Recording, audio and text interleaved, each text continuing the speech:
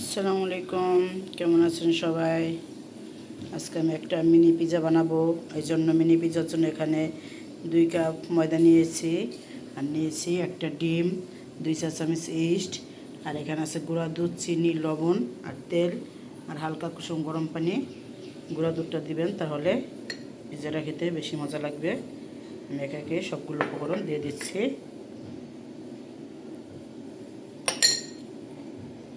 এখানে তেল দিয়ে দিচ্ছি, ডিম দিয়ে দেব, দিয়ে এটা এখন আমি কুসুম গরম পানি দিয়ে মাখাই নেব।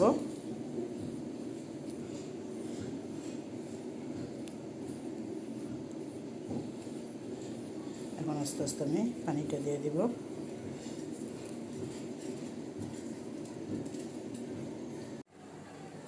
এখানে মুরগিটা সিদ্ধ হয়ে গেছে, দেখেন আমি 3 পিস মুরগি নিয়েছিলাম। এটা এভাবে সারাই করে নিব, আরগুলো আলাদা করে নিব। আর এখানে মুরগি সিদ্ধ করার পরে যে ইটা রয়েছিল, ঝোলটা রয়েছিল, ওই ঝোলটার এখানে আমি চিজ নিয়েছি, চিজটাকে করে নিব। 3 পিস মুরগি নিয়েছি আমি, আদা রসুন বাটা নিয়েছি আর লবণ। এটা আমি সিদ্ধ বসাই দিব, আর একটু গোলমরিচের গুঁড়া দিয়ে দিলাম। এটা দিয়েই পিজার ডোটা বানাবো। এখানে এরকম হয়েছে ডোটা। এখন আমি এটার উপরে তেল দিয়ে একটা গরম স্থানে রেখে দেবো 1 ঘন্টার জন্য। এখন ঢেকে থুয়ে দেব।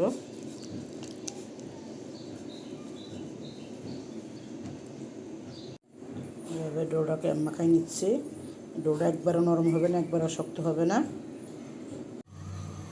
আমি একটা হাঁড়ি বসিয়ে দিয়েছি, পিজার পুরটা করে নেব। পিজার পুরটা করার জন্য এখানে বাটার দিয়ে দিচ্ছি। এভাবে মিনি পিজার পুরটা করে দেখবেন, খুবই মজা লাগে। বাটারটা গরম হয়ে গেছে, এখানে আমি 1 কাপ পেঁয়াজ দিয়ে দিব। পেঁয়াজটা একটু হালকা করে ভেজে নিব।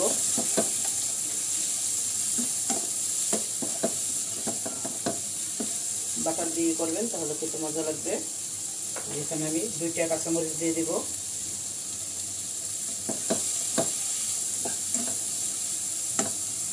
পেঁয়াজটা আমার হালকা করে ভেজে গেছে। এখন আমি চিকেনটা দিয়ে দেবো। আমি একটু বেশি পরিমাণে নিচ্ছি, এটাতে আমি 2টা রেসিপি করব, আর একটা রেসিপি আমি কালকে করব।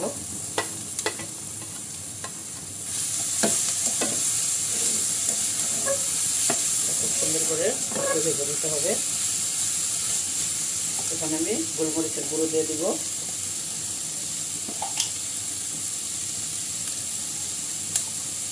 গোলমরিচের গুঁড়ো দিয়ে দিচ্ছি, আর দিয়ে দিব লবণ। লবণটা স্বাদ মতো দিয়ে দেবেন। এখানে যে আমি চিকেন সিদ্ধ করার যে পানিটা রেখেছি, ঝোলটা, এটার ভিতরে আমি 2 চা চামচ কর্নফ্লাওয়ার দিয়ে দেবো, দিয়ে গুলিয়ে নিব। গুলিয়ে নিয়েছি, আপনার ছেলেরা পানি দিয়ে গুলিয়ে দিতে পারেন, কোনো সমস্যা নাই।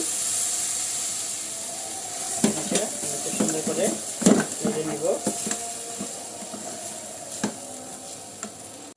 হয়ে গেছে এটা। এখন আমি এটা ঠান্ডা করে নিব। দেখেন এরকম হয়েছে। পিজার ডোটা হয়ে গেছে, দেখেন এরকম হয়েছে, তুলে ডবল হয়ে গেছে। এটা এখন আমি ভালোভাবে একটু মাখাই নিব।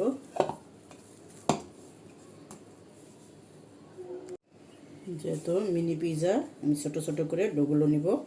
এরকম রুটির মতো করে সাইজ করে নেব, ডোগুলো নিব এরকম করে। ডোগুলো আমার বানানো হয়ে গেছে। এখন আমি একটু ময়দা ছিটিয়ে এভাবে একটু গোল করে নিব, এইভাবে একটু বেলে নিব।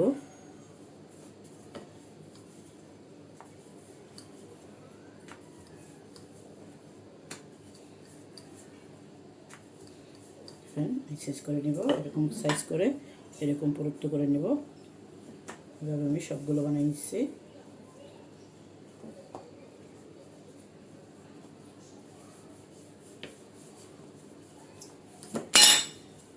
এভাবে 2টা ডলা দিলেই হয়ে যাবে।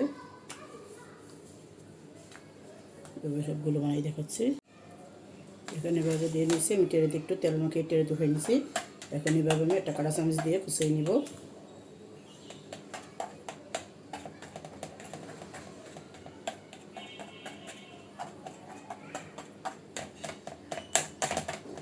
কুচিয়ে না নিলে রুটিটা দেখা যায় ফুলে উঠবে।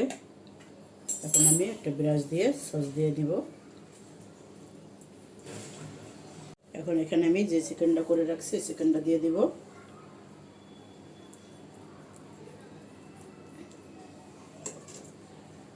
এই পুরটা দিয়ে আপনারা অনেক কিছু বানাইতে পারবেন। রোল বানাইতে পারবেন, প্যাটিস বানাইতে পারবেন। এভাবে একবার করে রেখে দিলে ফ্রিজে 1 সপ্তাহ পর্যন্ত ভালো থাকবে। এখানে আমি চিকেনগুলো সবগুলোর উপরে দিয়ে দিছি। এখন আমি চিজ দিয়ে দিব এইভাবে সবগুলোর উপরে।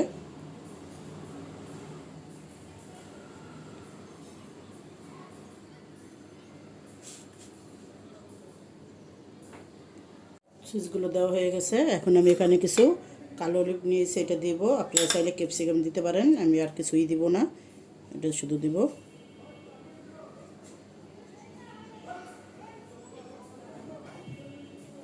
দেখেন কতটা সুন্দর হয়েছে, একবারে ইয়ামি হয়েছে। এভাবে এখন আমি 10 মিনিট রেখে দিব। 10 মিনিট রেখে দিয়ে আমি ওভেনে দিয়ে দিব। আপনারা চাইলে এটা চুলায় বসাই দিতে পারেন। হয়ে গেছে পিজাগুলো বানানো। দেখেন কতটা সুন্দর হয়েছে, একবারে নরম তুলতুলে হয়েছে,